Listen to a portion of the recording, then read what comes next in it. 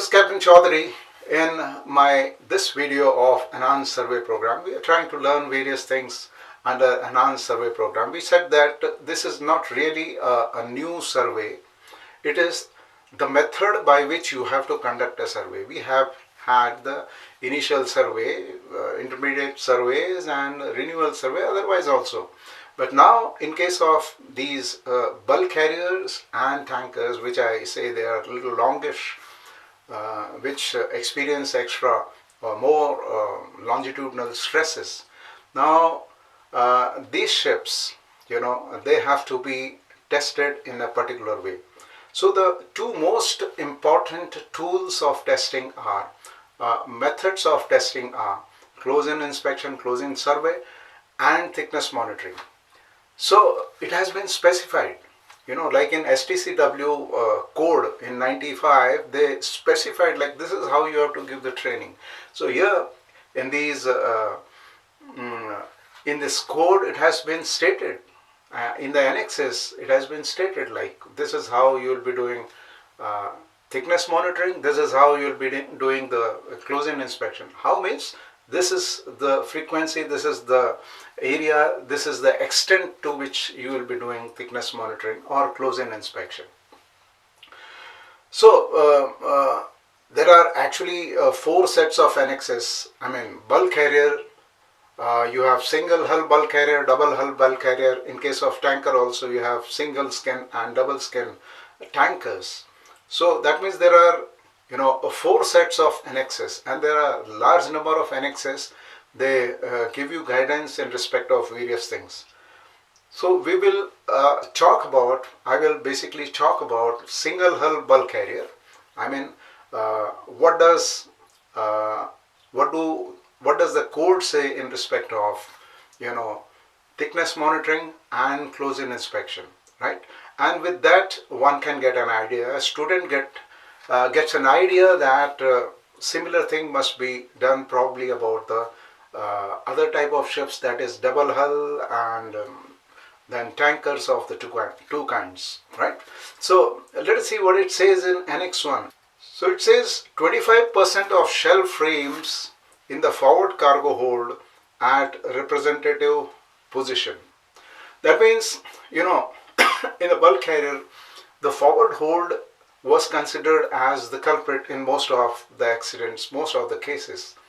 Number one, because it faces a lot of shipping seas, the green seas landing on the hatch cover, as probably happened in case of Derbyshire, and the forward hold getting filled up in several cases where the iron ore was loaded and there was a slurry of water on top of iron ore, which was causing dynamic sloshes. So a lot of these chapter 12 regulations in SOLAS were influenced because of this kind of theory, or the situation of bulk carrier, which was probably estimated that probably bulk carriers initially they gave rise to flooding in hold number 1, and that gradually spread to the other holds.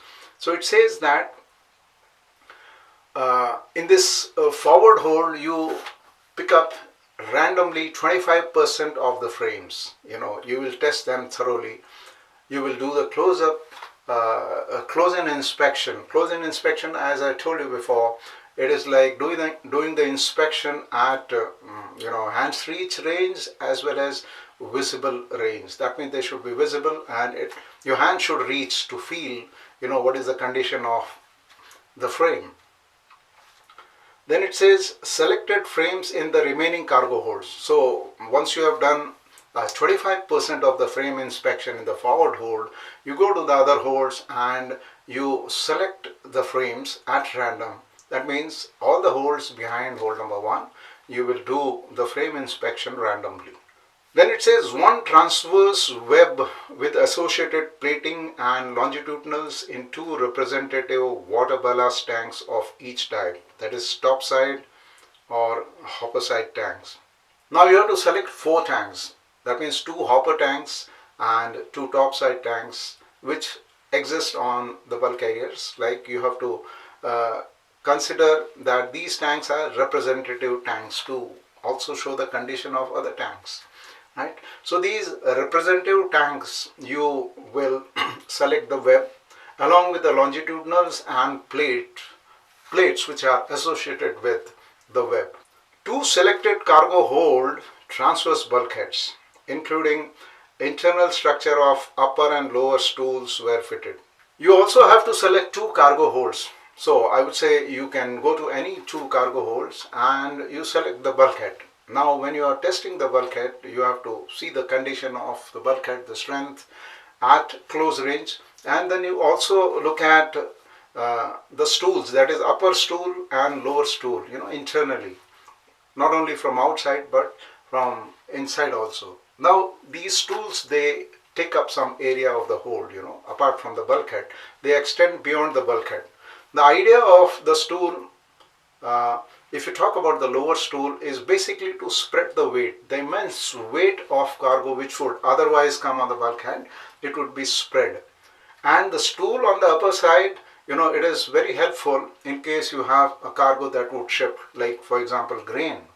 It would cover part of the void space which would be otherwise to allow the cargo to move athwartship. So it helps two ways. One is it covers the space that would be otherwise void, and it also helps in preventing the cargo from moving athwartship, which would go there in case the stool was not there. Then all the hatch covers, because hatch covers are the inlets of the water. Inlets of the water means the water or the weather tightness is connected with the hatch square. However strong you have the holds, but if the water is going inside the hold through the hatch covers, the stress that would come on the coamings, the stays, etc., when green sea hits the hatch cover, they have experienced that the hatch cover was uprooted. Heavy things on the deck were missing because of green seas. So they have to be strong.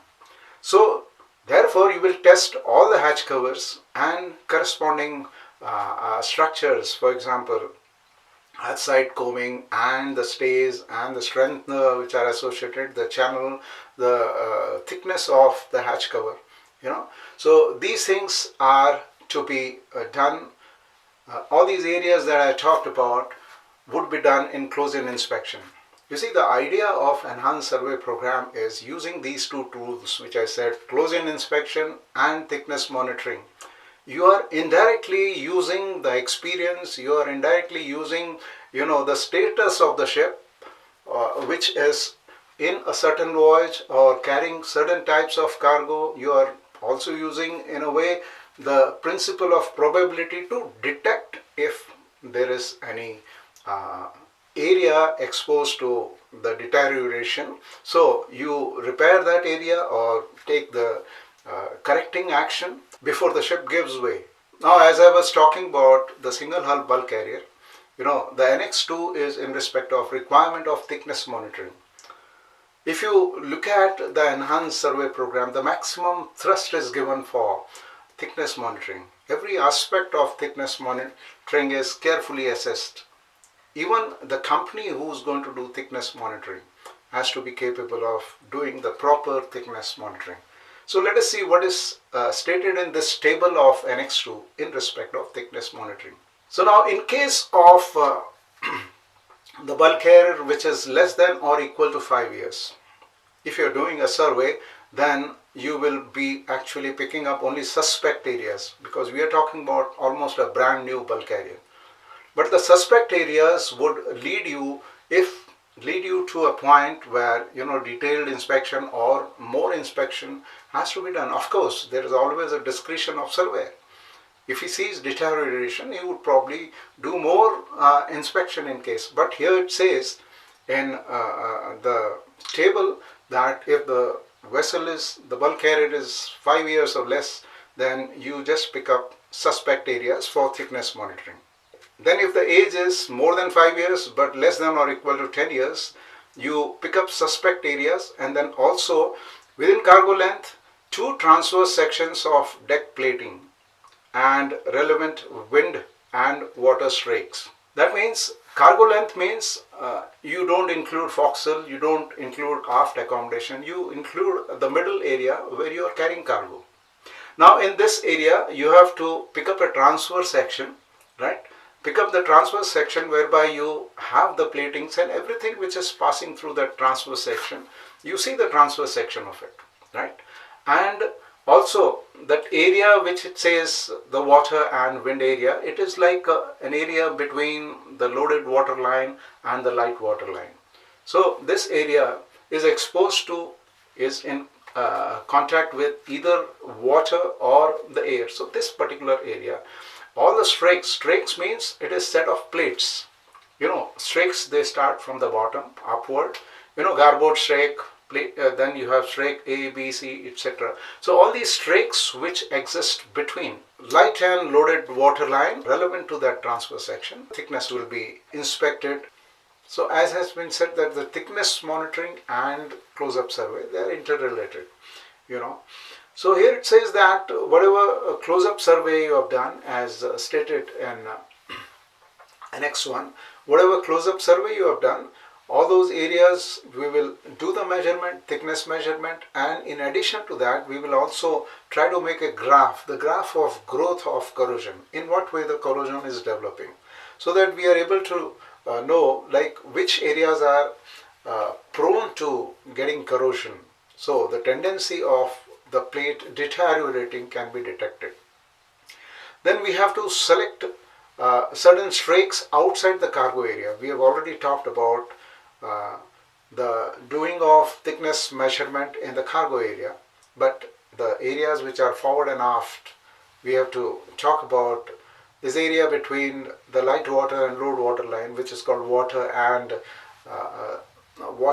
air strakes. So these strakes, we will select some of them and do the thickness monitoring. Then it says that the frames and the brackets, etc., on the side shell, selected frames and the brackets on the side shell, which is additional requirement, or rather let us say the additional thickness measurement requirement of the frames which are associated with the side shells and the brackets. They will be taken into consideration for thickness measurement.